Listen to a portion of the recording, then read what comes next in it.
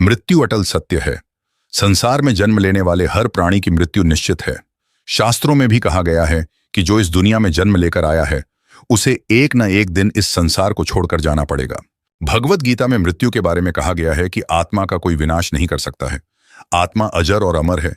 इसे ना ही आग जला सकती है, न पानी भिगा सकता है और न हवा सुखा सकती है। भगवान श्री कृष्ण ने कहा है कि संसार का सबसे बड़ा सत्य यही है कि कोई भी व्यक्ति खुद को मरता हुआ नहीं देख सकता। व्यक्ति दूसरों को मरता हुआ देखता है तो उसे कुछ पल के लिए दुख होता है। उस समय वह घबराता भी है कि उसे भी एक दिन मरना होगा, लेकिन वह इस सत्य को अधिक समय तक स्वीकार नहीं कर पाता। मनुष्य को लगता है कि दूसरे की मौत आ सकती है, लेकिन वह थोड़े ही मरने वाला है। अगर मौत आएगी भी तो इसमें काफी समय है और वह जीवन के दूसरे कार्यों में मस्त हो जाता है। लेकिन मौत कब दबे पांव आकर किसे ले जाए ये तो कोई भी नहीं जानता। गरुड़ पुराण में भगवान विष्णु ने जीवन को पानी में रखे कच्चे घड़े के समान कहा है, जो पल पल पानी में घुलता जाता है और कब पानी में पूरी तरह घुलकर नष्ट हो जाए कहा नहीं जा सकता। गरुड़ पुराण प्रमुख हिंदू धर्म ग्रंथों में से एक है। किसी की मृत्यु के बाद घर परिवार के लोग ब्राह्मण द्वारा ये ग्रंथ सुनते हैं। इस पुराण में भगवान विष्णु ने अपने वाहन गरुड़ को मृत्यु से संबंधित अनेक गुप्त बातें बताई हैं। मृत्यु के बाद जीवात्मा यमलोक तक किस प्रकार जाती है, इसका विस्तृत वर्णन गरुड़ पुराण में बताया गया है।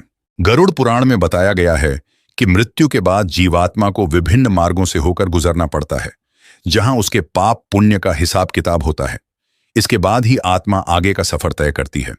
इसमें यह भी बताया गया है कि मृत्यु के कुछ समय पहले व्यक्ति की आवाज बंद हो जाती है, शरीर की सभी इंद्रियां काम करना बंद कर देती है और व्यक्ति को जीवन के आखिरी क्षण में परमात्मा द्वारा दिव्य दृष्टि प्राप्त होती है। इसके बाद ही आत्मा शरीर का त्याग करती है। फिर यमराज के 2 यमदूत आते हैं और आत्मा को यमलोक ले जाते हैं। मार्ग में यमदूत आत्मा के साथ वैसा ही व्यवहार करते हैं जैसा जीवात्मा ने अपने जीवन में दूसरों के साथ किया होगा। जब मनुष्य की आत्मा को मनुष्य के शरीर से खींच लिया जाता है तो व्यक्ति की आत्मा को लेकर यमराज पृथ्वीलोक में आते हैं। गरुड़ पुराण के अनुसार व्यक्ति की मृत्यु के बाद पापी मनुष्य को 2.5 मुहूर्त यानी 24 घंटे के लिए यमराज धरती पर लेकर आते हैं। पृथ्वीलोक पर आकर यमराज व्यक्ति के कर्मों का लेखा एक बार फिर से देखते हैं और 24 घंटे के लिए मनुष्य की आत्मा पृथ्वी पर विचरण करती है। हिंदू धर्म में जो मनुष्य मर जाता है उसकी 13वीं की जाती है। 13 दिनों तक मृतक के परिजन जो भी मृत्यु से संबंधित कर्म कांड करते हैं उससे मृतक व्यक्ति का सूक्ष्म शरीर तैयार होता है। इस सूक्ष्म शरीर में मृतक व्यक्ति की आत्मा बसती है। इस सूक्ष्म शरीर में बसकर मृतक व्यक्ति की आत्मा 13वें दिन यमलोक की यात्रा शुरू करती है। गरुड़ पुराण के अनुसार यमलोक की दूरी 99,000 योजन है, यानी 11,99,988 किलोमीटर है। इतनी लंबी यात्रा करना आसान नहीं होता, बल्कि यमलोक पहुंचने के ये रास्ते कई खतरों से होकर गुजरते हैं। अगर व्यक्ति ने अपने जीवन में कई तरह के गलत कर्म किए हैं तो फिर उसके लिए ये रास्ते और भी कठिन हो जाते हैं। भगवान गरुड़ भगवान विष्णु जी से पूछते हैं कि आप मुझे उन नरकों का स्वरूप और भेद बताएं जिनमें जाकर पापी जन अत्यधिक दुख भोगते हैं। भगवान श्री कृष्ण गरुड़ से कहते हैं कि नरक तो हजारों की संख्याओं में है, सभी को विस्तृत रूप में बताना संभव नहीं है, इसलिए मैं तुम्हें मुख्य मुख्य नरकों के बारे में बता रहा हूं। भगवान कृष्ण ने भगवान गरुड़ को सबसे पहले रौरव नरक के बारे में बताया। झूठी गवाही देने वाला और झूठ बोलने वाला व्यक्ति रौरव नरक में जाता है। इसका विस्तार 2000 योजन है। जांघ भर की गहराई में वहां दुस्तर गड्ढा है। दहकते हुए अंगारों से भरा हुआ वह गड्ढा पृथ्वी के समान ही बराबर है। वहां की भूमि भी तप्तांगार जैसी है। उसमें यम के दूत पापियों को डाल देते हैं। उस जलती हुई अग्नि से संतप्त होकर पापी उसी में इधर उधर भागता है। उसके पैर में छाले पड़ जाते हैं जो फूटकर बहने लगते हैं। रात दिन वह पापी वहां पैर उठा उठाकर चलता है। इस प्रकार वह जब 1000 योजन उस नरक का विस्तार पार कर लेता है तब उस पाप की शुद्धि के लिए उसी प्रकार के दूसरे नरक में भेजा जाता है। रौरव नरक के बाद भगवान विष्णु भगवान गरुड़ को महारौरव नरक के बारे में बताते हैं। महारौरव नरक 5000 योजन में फैला हुआ है। वहां की भूमि तांबे के समान वर्ण वाली है। उसके नीचे अग्नि जलती रहती है। वह भूमि विद्युत प्रभा के समान कांतिमान है। देखने में वह पापी जनों को महाभयंकर प्रतीत होती है। यमदूत पापी व्यक्ति के हाथ पैर बांधकर उसे उसी में लुढ़का देते हैं और वह लुढ़कता हुआ उसमें चलता है। मार्ग में कौवा, बगुला, भेड़िया, उल्लूक, मच्छर और बिच्छू आदि जीव जंतु क्रोधातुर होकर उसे खाने के लिए तत्पर रहते हैं। वह उस जलती हुई भूमि एवं भयंकर जीव जंतुओं के आक्रमण से इतना संतप्त हो जाता है कि उसकी बुद्धि ही भ्रष्ट हो जाती है। वह घबराकर चिल्लाने लगता है तथा बार बार उस कष्ट से बेचैन हो उठता है। उसको वहां कहीं पर भी शांति नहीं प्राप्त होती है। इस प्रकार उस नरक लोक के कष्ट को भोगते हुए पापी के जब हजारों वर्ष बीत जाते हैं, तब कहीं जाकर उसे मुक्ति प्राप्त होती है। इसके बाद भगवान विष्णु भगवान गरुड़ को अतिशीत नरक के बारे में बताते हैं। अतिशीत नरक अत्यंत शीतल है। महारौरव नरक के समान ही उसका भी विस्तार बहुत लंबा है। वह गहन अंधकार से व्याप्त रहता है। असहनीय कष्ट देने वाले यमदूत के द्वारा यहां लाकर बांध दिए जाते हैं। अतः ये एक दूसरे का आलिंगन करके वहां की भयंकर ठंडक से बचने का प्रयास करते हैं। उनके दांतों में कटकटाहट होने लगती है। उनका शरीर वहां की ठंड से कांपने लगता है।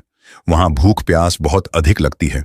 इसके अतिरिक्त भी अनेक कष्टों का सामना उन्हें वहां करना पड़ता है।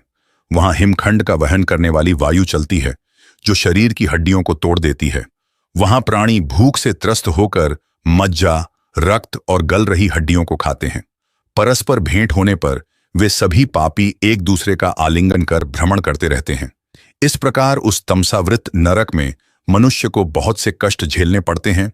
जो व्यक्ति अन्यान्य असंख्य पाप करता है, वह इस नरक के अतिरिक्त निकृंतन नाम से प्रसिद्ध दूसरे नरक में जाता है। वहां अनवरत कुंभकार के चक्र के समान चक्र चलते रहते हैं, जिनके ऊपर पापी जनों को खड़ा करके यम के अनुचरों के द्वारा अंगुल में स्थित काल सूत्र से उनके शरीर को पैर से लेकर शिरोभाग तक छेदा जाता है। फिर भी उनका प्राणांत नहीं होता।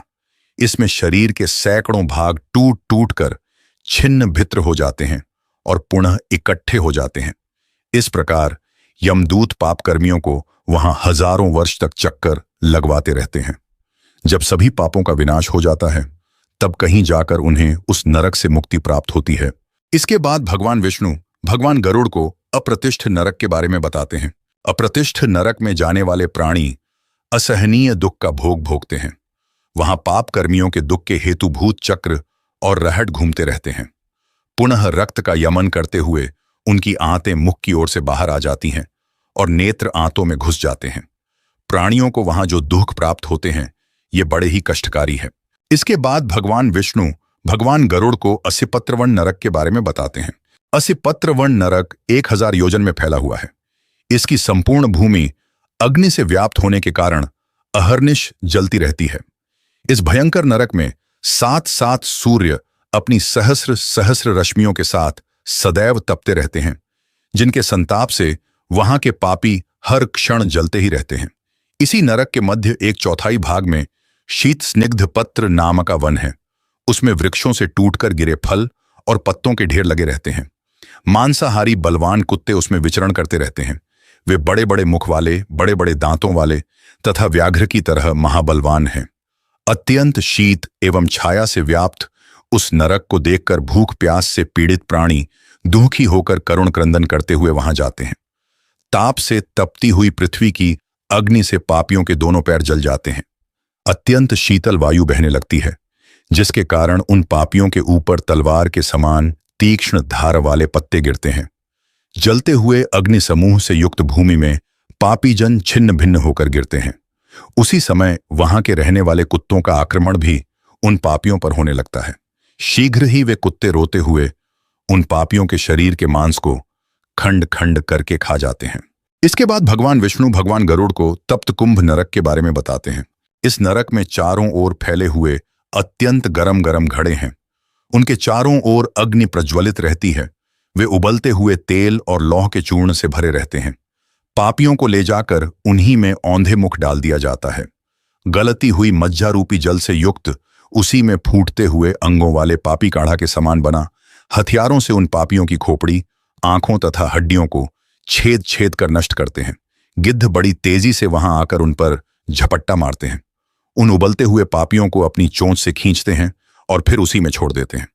उसके बाद यमदूत उन पापियों के सिर, स्नायु, द्रवीभूत मांस, त्वचा आदि को जल्दी जल्दी कर छुल से उसी तेल में घुमाते हुए उन महापापियों का काढ़ा बना डालते हैं। मैंने आप सभी को कुछ प्रमुख नरक और उनमें दी जाने वाली सजाओं के बारे में बताया है।